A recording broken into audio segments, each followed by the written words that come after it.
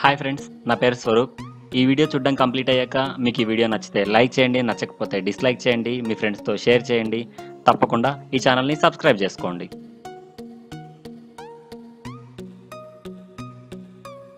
Friends, నా పేరు Swaroop.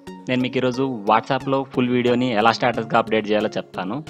So దానికి ఒక చిన్న యాప్ ఉంటే సరిపోతుంది అనమాట. ఆ యాప్ పేరు ఏంటంటే వీడియో ట్రిమ్ ఫర్ వాట్సాప్.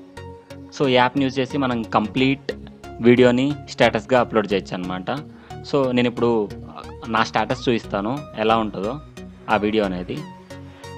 యాక్చువల్గా వాట్సాప్ టర్మ్స్ అండ్ కండిషన్స్ ప్రకారం 30 సెకండ్స్ మాత్రమే మనం వాట్సాప్ స్టేటస్గా అప్లోడ్ చేయొచ్చు. కానీ మనం ఫుల్ వీడియోని 30 సెకండ్స్గా డివైడ్ చేసి అప్లోడ్ చేయొచ్చు అనమాట.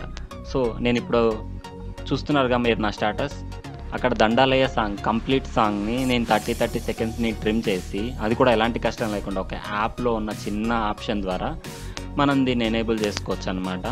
సో చూడండి, కంప్లీట్ వీడియో సాంగ్ని నేను నా స్టేటస్గా అప్లోడ్ చేశాను. అది ఎలాగో మీకు నేను ఇప్పుడు చూపిస్తాను. సో ఆ యాప్ స్టార్ట్ చేస్తాను. ఆ యాప్ లాంచ్ చేసి చూడండి, ఆ టాప్ కార్నర్లో ఉందిగా ఆ యాప్. సో నేను ఆ యాప్ లింక్ని డిస్క్రిప్షన్లో ప్రొవైడ్ చేస్తాను. అక్కడ స్టార్ట్ బటన్ మీద క్లిక్ చేసి ప్రొసీడ్ మీద క్లిక్ చేయండి. క్లిక్ చేసి మనకు కావాల్సిన వీడియోని సెలెక్ట్ చేసుకోండి.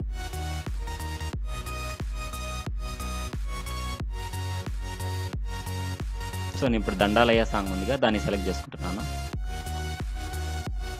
చేసి ఓకే కొట్టంగానే మనకు ఆ సేవ్డ్ వీడియోని చూపిస్తుంది. చూడండి, స్ప్లిట్ అయిన వీడియోని చూపిస్తుంది.